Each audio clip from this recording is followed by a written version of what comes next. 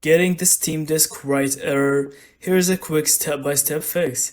First, close Steam completely and restart it as administrator. This often bypasses permission issues. Second, go to your Steam library. Right-click on the game, choose Properties, then Installed Files, then verify integrity of game files. This will repair any corrupted data.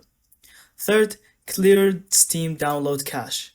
Go to your settings and then downloads, and then scroll down and press on clear cache.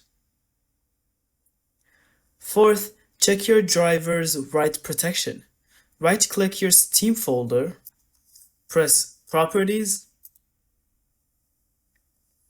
and make sure Read Only is unchecked.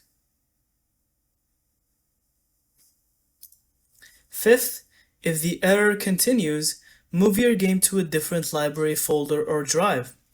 You can do this under Properties, then Installed Files, and then move this game content to another folder or drive. Finally, update your storage drivers and ensure your hard drive or SSD isn't full or failing. And that's it. I hope these steps help you. Thank you so much for watching. I hope you found this video helpful, and don't forget to leave us your thoughts in the comments.